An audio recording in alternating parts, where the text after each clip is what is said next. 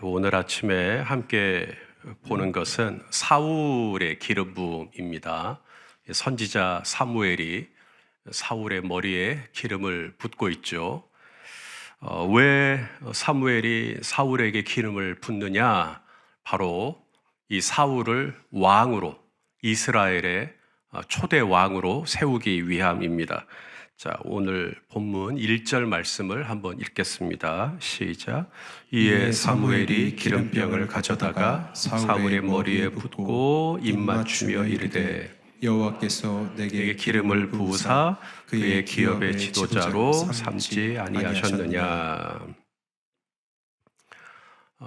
사울은 사무엘을 만날 줄을 알고 있었을까요?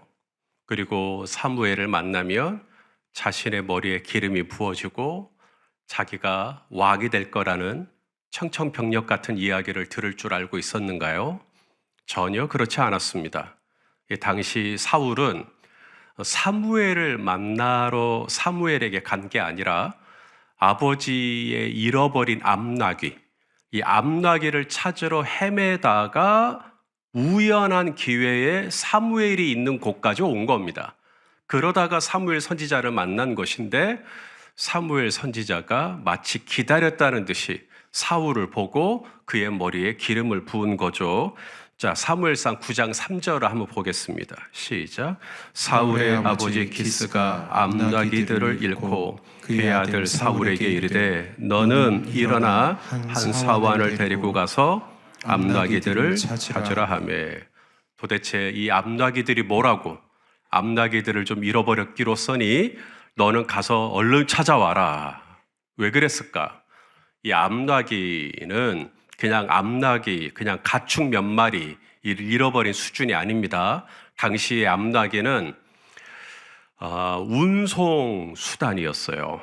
먼 거리를 가려고 할 때 나를 안전하게 그곳까지 데리고 갈 수 있는 자가용이 없으니까 당나귀가 그런 수단을 했습니다. 또한 농사를 지을 때도 나귀의 역할이 컸고요.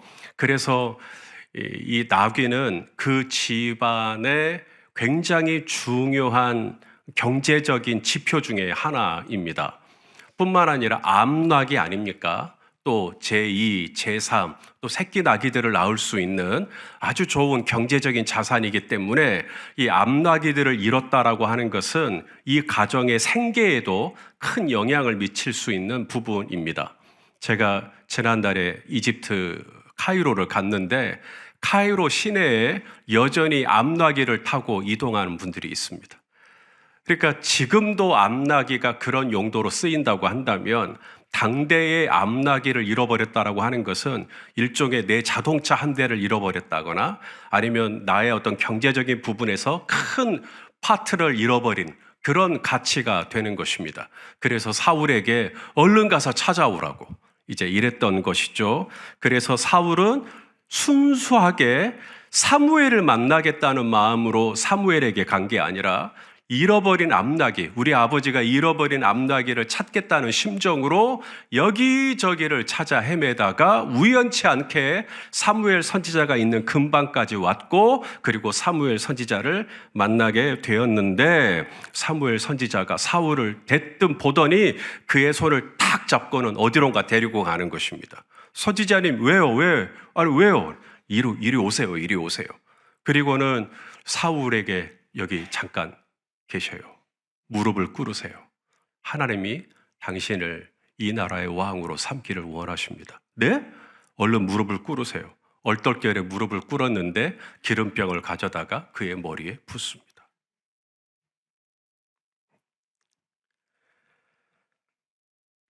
어거스틴이 그런 말을 했어요. 하나님의 인도하심은 인간의 우연을 가장한다. 인간의 우연을 가장하고 하나님은 당신의 뜻을 우리 가운데 섭리하시고 계시하시고 그런데 우리는 꼭 그게 우연 같아요. 하지만 하나님의 뜻 안에서는 절대 우연이 아닌 것이죠. 이제 어안이 벙벙해 있는 사무엘 선지자는 내 머리에 기름을 붓더니 나더러 이 나라의 왕이 될 거라고 믿을 수 없는 이야기를 합니다. 사울은 태어나서 그때까지 한 번도 스스로 내가 이 나라의 왕이 돼야지, 왕의 이응자도 생각해 본 적이 없어요. 그가 생각한 이응자는 암나기의 이응자예요. 그냥 암나기 한번 찾겠다고 여기까지 왔다가 졸지에 기름 부음을 받아버린 것입니다. 그리고는 이 나라의 왕이 될 거다. 믿을 수가 없죠. 저라도 그럴 것이고 우리 성도님들이라도 그럴 것입니다. 아니, 도대체 나에 대해서 얼마나 안다고 나에게 기름을 붓고 나더러 왕이 된다고? 믿을 수가 없죠. 그래서 사무엘은 사울에게 3가지의 징조, 3가지의 사인이 내게 있을 거라고 말씀합니다. 첫 번째 사인이 뭐냐면 잃어버린 암나기들을 찾게 될 거다. 자, 10장 2절 말씀 읽어보겠습니다. 시작. 내가 오늘 나를 떠나가다가 베냐민 경계 셀사에 있는 라헬의 묘실 곁에서 2 사람을 만나리니 그들이 내게 이르기를 내가 찾으러 갔던 암나기들을 찾은지라. 내 아버지가 암나기들의 염려는 놓았으나 너희로 말미암아 걱정하여 이르되 내 아들을 위하여 어찌하리요 하더라 할 것이요. 자, 사울은 잃어버린 암나기를 찾겠다고 사흘째 헤매고 있었어요. 적어도 72시간 이상 지금 암나기들을 찾겠다고 혈안이 되어 있었습니다. 그런데 사무엘 선지자를 통해서 무슨 얘기를 듣습니까? 암나기들을 찾았다는 거예요. 아직 내 눈에 들어오진 않지만 분명히 찾았다는 거예요. 그리고 너희 아버지 기스가 이제는 암나기에 대한 염려가 아니라 암나기를 찾아 떠났던 내 아들이 지금 3일이 지나도록 돌아오지 않는 것 때문에 너에 대한 염려가 지금 있다라고 말씀하고 있는 것입니다. 이것이 첫 번째 사인입니다. 정말 하나님의 나를 이 나라의 왕으로 세우신 게 맞나? 정말 하나님이 나를 기름 부으신 게 맞나? 라고 할 때 첫 번째 사인이 뭐냐면 네가 찾고 있는 그것, 네가 헤매고 있는 그것, 네가 잃어버렸다고 생각하고 있는 그것, 하나님께서 어디에 있는지, 이 암나기들이 정확하게 어디에 있는지 하나님은 아시고 이 암나기들을 하나님은 찾아 주실 수 있는 하나님이라고 하는 메시지, 이것을 통해서 하나님께서 사울에게 주고자 하는 메시지는 이거예요. 따라서 합시다. 하나님은 모든 것을 아신다. 하나님은 다 아시는구나. 나는 이 암나기들이 어디에 갔는지 몰라가지고 지금 72시간째 헤매고 있는데 하나님은 다 아시네. 이 암나기들이 어디에 있는지 다 아시네.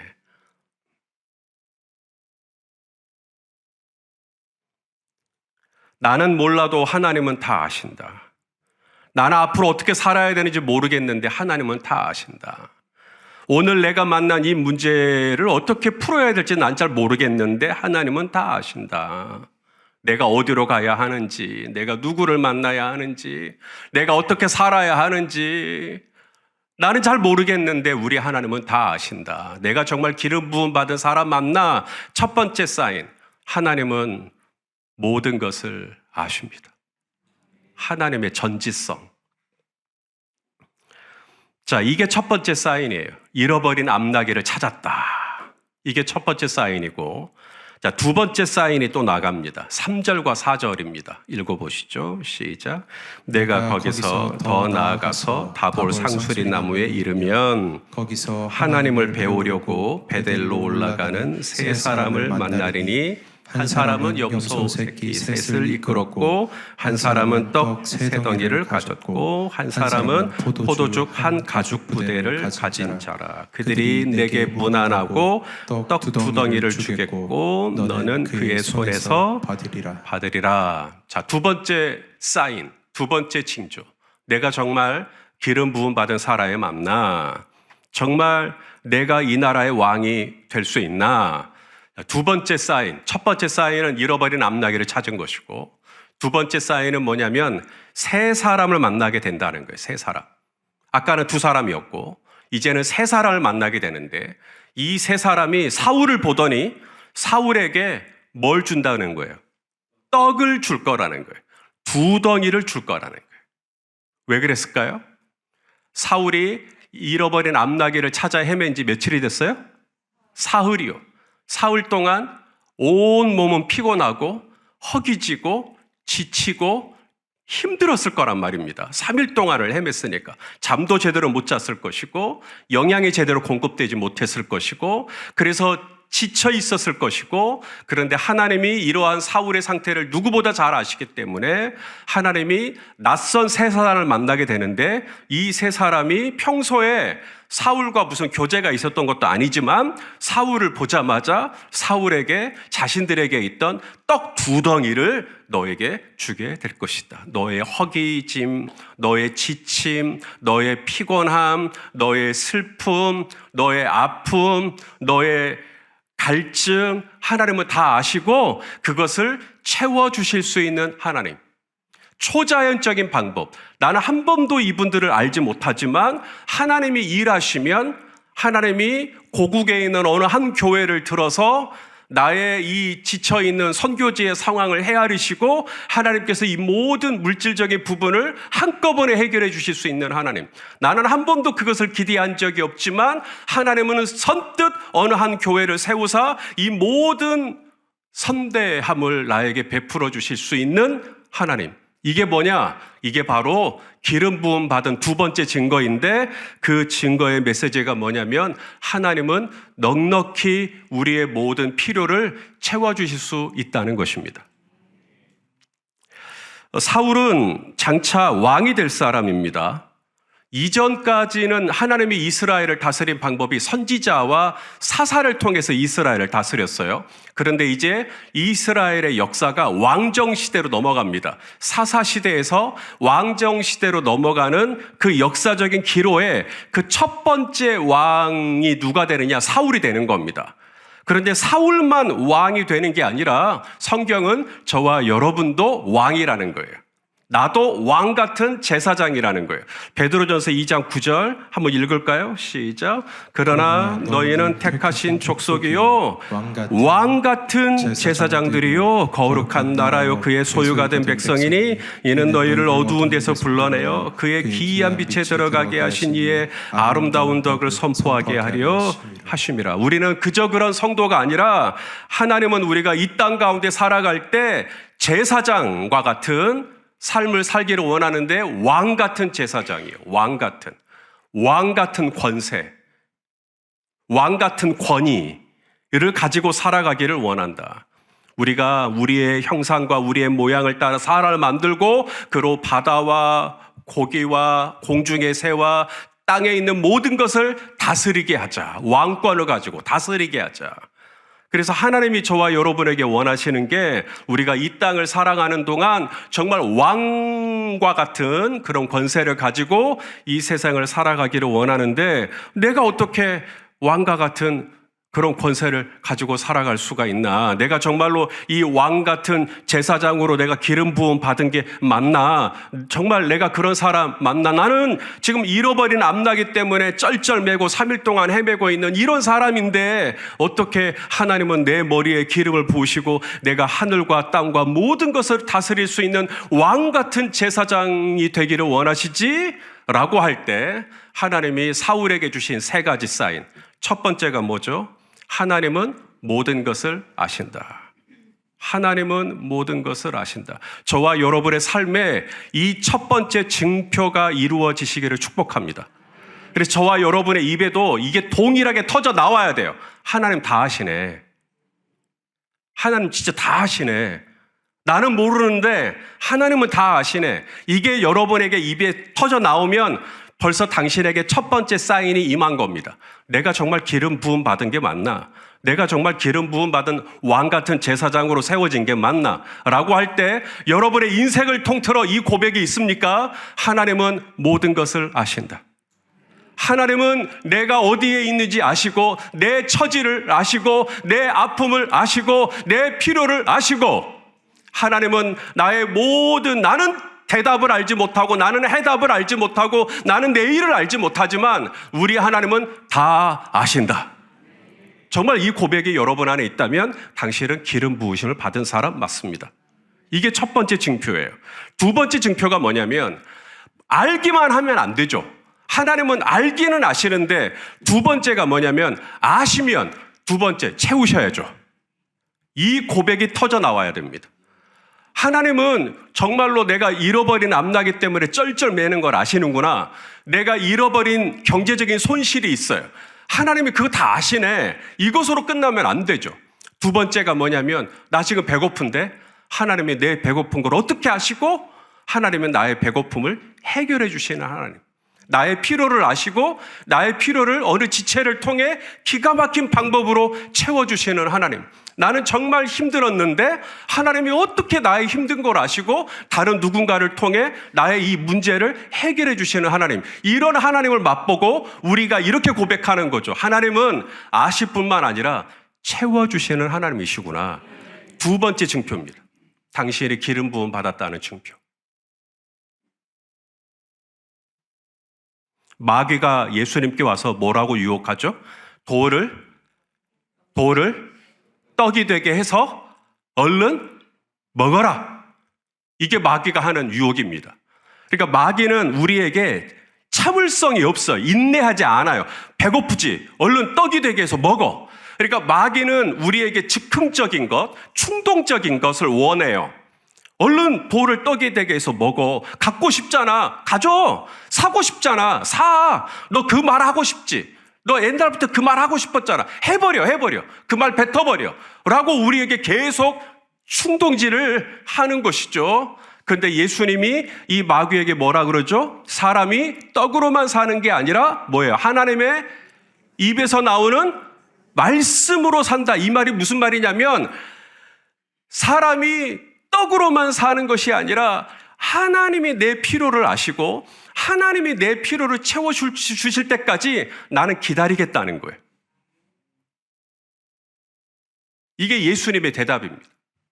마귀는 지금 당장 해결하라는 거예요. 너 하고 싶은 대로 살라는 거예요. 근데 예수님은 나는 그렇게 살지 않겠다고 거부하는 거예요. 나는 하나님의 입에서 나오는 말씀이 떨어질 때까지 나는 기다리겠다. 정말로 하나님이 내가 배고픈 걸 아시고 정말로 떡이 필요하다고 하신다면 지금 당장의 돌을 떡으로 바꿔버리는 것이 아니라 하나님이 어떤 방법으로 통해서든 나에게 떡을 공급해 주실 줄로 믿고 나는 기다리겠다 라고 했더니 마귀가 떠나간 겁니다. 이게 두 번째 사인이에요. 교회를 개척하고 정말 하나님이 개척하라는 사인을 여러 번 주셨거든요. 그래서 아내랑 같이 순종하고 남아공에 있다가 고국으로 돌아와 이제 상가를 알아보고 그리고 이제 교회를 시작했습니다. 제가 당시에 좀 어려서 그랬을까요? 아무쪼록 아파트 전도 나가면 어른들은 전도가 안 되는데 애들은 전도가 되더만요. 조금만 꼬시면 넘어오더라고요. 그래서 우리 주일날 보자 그랬더니 이 친구들이 정말로 알고 주일날 와요. 그래서 교회를 개척하고 한 얼마 되지도 않았는데 주일학교 아이들이 한 10명 정도 우리 슬기 하구목 권사님 슬기도 그때 오고 그래서 이렇게 그 아이들하고 같이 이렇게 친했어요. 그런데 이제 몇몇 어른들이 주일학교가 있으니까 교회학교 해야 되겠다고 그래서 그러면 집사님이 하시라고 교사를 하셔야 되지 않겠냐고. 근데 다들 교회 학교를 해야 된다라고만 하지 본인들이 교사를 하겠다는 말씀은 안 하셔요. 그래서 교회 학교가 없이 지냈어요. 그냥 주일날 아이들이 나오면 그 아이들 맞아주고 같이 예배하고 처음에는 이제 제가 이 아이들을 맡아서 성경 이야기도 해주고 막 그랬는데 하나님께 기도했어요. 하나님, 교사를 좀 보내주십시오. 그래야 교회 학교를 할 것 아닙니까? 당장 눈앞에 있는 돌을 떡이 되게 하려면 지금 현재 모이고 있는 어른들 중에 누군가에게 교회 학교 교사하라고 제가 권면할 수 있죠.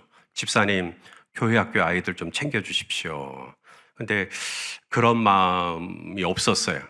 그런 마음을 주시지 않으셨어요. 그래서 기다렸어요.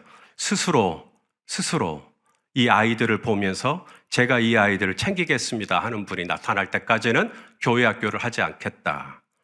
그리고 나서 나중에 이제 교회학교 교사로 지원하신 분이 계셔서 그때 교회학교를 시작했습니다. 피아노 반주자가 없었습니다. 그래서 기타 치면서 주일날이면 예배를 찬양을 했어요. 제 주변에 반주 잘하는 사람 많았습니다. 제가 누군가에게 연락을 하고 우리 교회 와서 반주 좀 해줘 라고 했다면 아마 할 수 있었겠죠. 하지만 때가 되면 채워주시리라 믿고 기다렸어요. 그렇게 하나 오라 기다릴 줄 몰랐어요. 3년을 기다렸더니 반주자가 왔어요. 방송실 엔지니어가 필요했어요. 음향을 잘 이해하고 그리고 우리가 이제 온라인으로도 예배를 드리는데 온라인으로도 송출이 잘 될 수 있도록. 하지만 제가 만난 많은 엔지니어들은 정말로 강팍했어요. 제가 만난 많은 엔지니어들은 정말 그 안에 상처가 많았어요. 쓴뿌리가 많았어요. 그래서 하나님, 저희 교회에 세워주시는 음향 엔지니어는 예배에 대한 갈급함이 있고 하나님을 진심으로 사랑하는 사람을 세워주십시오라고. 그리고 18년을 기다렸어요. 그리고 한영민 집사님이 저희 교회에 등록을 하시고 음향을 맡기 시작했어요. 드러머가 필요했어요. 베이스 기타도 필요했어요. 전부 제가 오라고 해서 오신 분 아닙니다.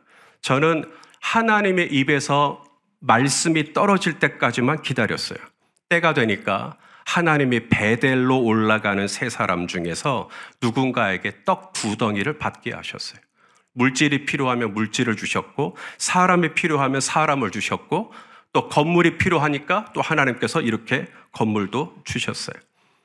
왜 우리 손희선 목사님은 지금 20년이 넘도록 왜 새 성전을 건축하지 않지? 답은 간단합니다. 사인을 주시지 않았기 때문입니다. 저에게 사인은 사람 숫자가 아니에요. 사람 숫자는 저의 사인의 관건에 들어가지도 않습니다. 그건 전혀 중요하지 않고 정말로 하나님이 나에게 너희는 새롭게 교회당을 건축하라 그랬으면 진즉했을 거예요. 아직까지도 사인을 주시지 않기 때문에 저는 하지 않고 있는 것입니다. 사랑하시는 여러분, 하나님은 사인을 주실 수 있는 하나님이십니다. 나에게 그냥 무작정 기름만 붓고 내가 너를 택하신 족속이요 왕 같은 제사장으로 삼았어 아멘 이러고 끝나는 문제가 아닙니다. 여러분, 아빠, 아버지, 나 아들 맞아요? 나 딸 맞아요? 그러면 하나님 저에게 징조를 주십시오. 제가 정말 하나님의 사람이라면 하나님의 입에서 나오는 말씀으로 내가 살아야 할 것인데 첫 번째, 하나님이 나를 채우신다. 하나님이 나의 모든 것을 아신다. 하나님이 나의 공급자시다. 하나님이 나의 모든 백그라운드다. 하나님, 내가 이것을 확실할 수 있도록 우리 성도님들에게도 하나님께서 징조를 주시기를 소망합니다. 마지막 한 가지 사인이 더 있어요. 자, 5절과 6절이에요. 읽어보죠. 시작. 그 후에 내가 하나님의 산에 이르리니 그곳에는 블레셋 사람들의 영문이 있느니라. 내가 그리로 가서 그 성읍으로 들어갈 때 선지자의 무리가 산당에서부터 비파와 소고와 저와 수금을 앞세우고 예언하며 내려오는 것을 만날 것이요 내게는 여호와의 영이 크게 임하리니 너도 그들과 함께 예언을 하고 변하여 새 사람이 되리라. 자, 사울이 이번에는 또 누구를 만난대요? 선지자의 무리를 만나게 된다고 말합니다. 여러분, 내가 어떤 무리와 어울리느냐가 굉장히 중요합니다. 선지자의 무리와 어울리니까 사울이 예언을 해버립니다. 내가 어떤 무리와 어울리느냐에 따라서 내 입에서 나가는 말의 메시지들이 달라져요. 말투가 달라지고요. 가치가 달라지고요. 선지자의 무리와 함께 있다 보니까 사울이 여호와의 영에 크게 임하게 됩니다. 그리고 예언을 했다. 자, 그래서 중요한 게 뭐냐면 이 선지자의 무리를 만난 장소예요.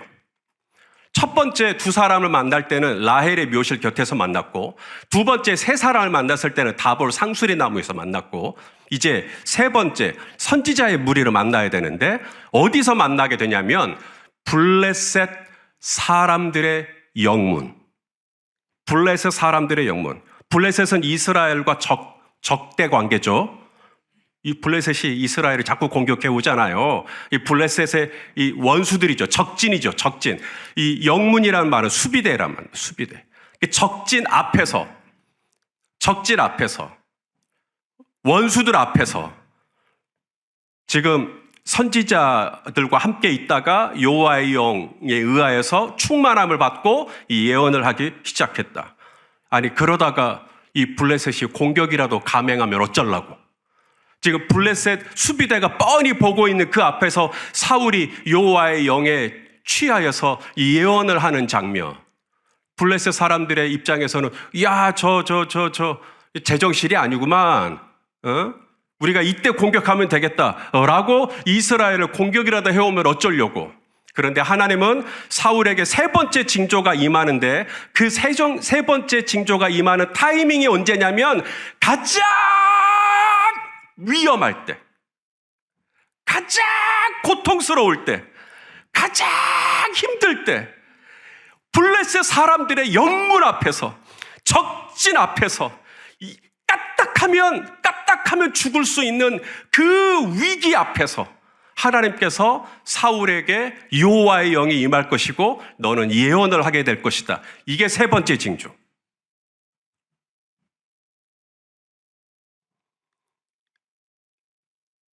이게 무엇을 의미하냐고요?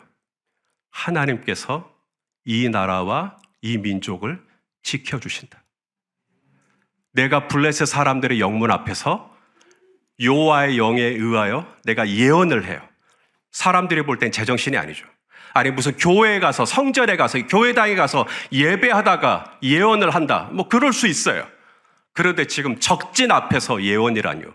지금 숨이 넘어가고 있는 상황에서 예언이라니요. 그런데 사무엘은 거기서 하나님의 영의 충만함을 받아요. 거기서 하나님의 감동을 받아요.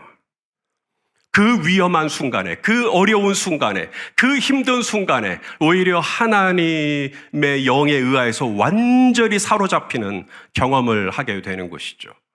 이를 통해서 하나님은 사울이 깨닫기를 원했던 겁니다. 뭘? 전쟁은 너에게 속한 게 아니라 하나님께 속한 것이거늘 하나님이 지켜주시면 제 아무리 블레셋 사람들의 영문 앞에서라 할지라도 전쟁은 절대로 일어나지 않는다.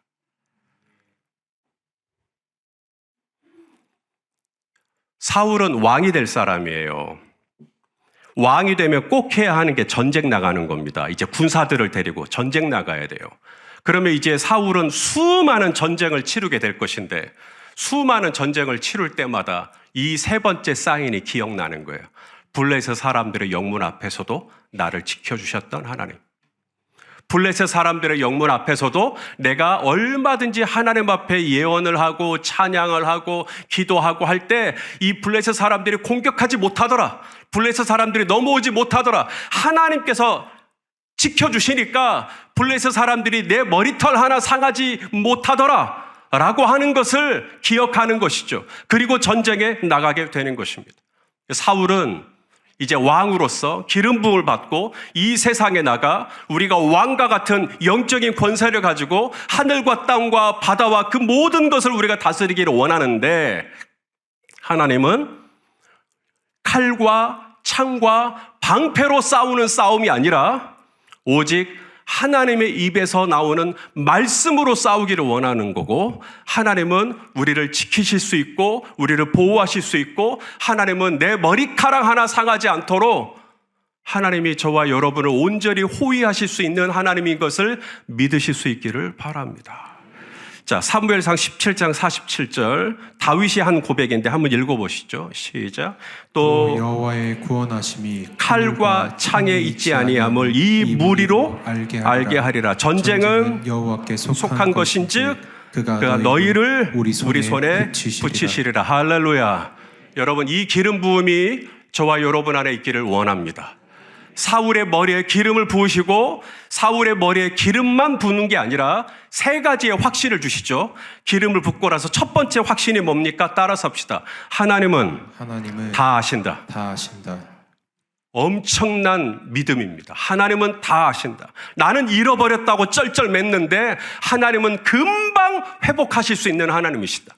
나는 손실을 입었다고 생각했는데 하나님은 금방 다시 찾아주실 수 있는 하나님이시다. 내가 무엇 때문에 3일 동안 잠을 못 잤는지, 내가 무엇 때문에 3일 동안 끙끙 앓았는지, 내가 무엇 때문에 지금 이 특세에 나오고 있는지, 내가 지금 무슨 제목을 놓고 기도하고 있는지, 내가 오늘 이 새벽에 내가 무엇을 위해서 하나님 앞에 탄원해야 하는지, 하나님은 내 안에 있는 이 답답한 문제, 이 아픈 문제, 이 슬픈 문제, 이 서러운 문제, 사람은 몰라도 우리 하나님은 다 아십니다. 이게 첫 번째 확신이고, 두 번째는 뭐냐면 따라서 합시다. 하나님은 반드시 채워주신다. 이 체험을 하시기를 축복합니다. 하나님이 여러분의 쓸 것을 채워주시는 하나님, 물질도 채워주실 수 있는 하나님, 사람도 채워주실 수 있는 하나님, 필요하면 하나님이 내 모든 환경을 하나님께서 순식간에 바꾸시고 하나님이 원하시는 대로 나의 모든 쓸 것을 정서적이든 영적이든 물질적이든 다 채워주시고 공급해 주실 수 있는 하나님, 주님은 나의 프로바이더, 하나님은 나의 공급자시고 하나님은 나의 아빠 아버지시고, 할렐루야. 이 두 번째 사인 우리 성도님들에게 꼭 있게 되시기를. 그래서 이 세상 가운데 살아갈 때 하나님이 얼마나 나에게 좋은 아버지이신지를 확신을 가지고 살아가실 수 있기를 축복합니다. 이 담대함이 필요해요. 그래야 왕 같은 제사장으로 살아가요. 세 번째, 하나님은 반드시 지켜주신다. 반드시 지켜주신다. 예수님이 그랬잖아요. 우리 천부 하늘에 계신 너희 아버지는 최영민 집사님 머리카락 숫자도 하나님 다 세신다. 하나님은 우리 김미정 권사님의 머리카락 숫자도 다 세신다. 하나님이 우리 성도님들의 모든 것을 아실 뿐만 아니라 채우실 뿐만 아니라 마지막이 뭐냐면 하나님이 지켜주십니다. 보호하여 주십니다. 영문, 블레셋 사람들의 영문 앞에서도 하나님이 지켜주신다면, 블레셋 사람들의 적진의 수비대 앞에서도 나를 지켜주신다면 하나님이 나를 지켜주지 못할 곳은 없죠. 우리가 사망의 음침한 골짜기로 다닐 때가 있겠지만 주의 지팡이와 막대기가 우리를 안위하여 주실 것입니다. 내가 너를 지킬 것이다. 내가 너를 보호할 것이다. 물 가운데 지날 때 물이 너를 침몰치 못할 것이며 불 가운데 지날 때 그 불이 너를 사르지 못할 것이니 나는 내 여호와 하나님이라. 바로 이 세 번째 사인이에요. 그래서 이 세 가지 증거가 우리의 삶에 있어야 돼요. 그래야 우리는 담대해질 수 있습니다. 그래야 우리는 확신 가운데 이 세상을 살아갑니다. 하나님, 나는 기름 부음 받은 하나님의 자녀군요.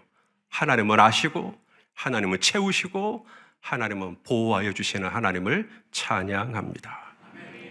기도하시겠습니다. 거룩하신 하나님 아버지, 사울에게 기름을 붓듯 이 시간 우리 성도님들의 머리에도 기름 부어 주시옵소서. 잃어버린 암낙이 어디에 있는지 다 알고 계신 주님께서 우리 성도님들의 필요와 염려를 세밀히 알고 계심을 믿습니다. 사울에게 떡을 준비해 주셨듯 우리 성도님들에게도 그 부족한 것, 그 모자란 것, 그 결핍, 하나님의 때에 하나님의 방법으로 채우시는 분임을 고백하고 확신하고 체험하고 맛보게 하여 주시옵소서. 적진 앞에서도 여호와의 영이 임했던 것처럼 우리 성도님들에게도 담대함을 주시고 두려움이 아니라 아바 아버지를 믿고 확신하는 믿음으로 살게 하여 주시옵소서. 예수님의 이름으로 기도합니다. 아멘.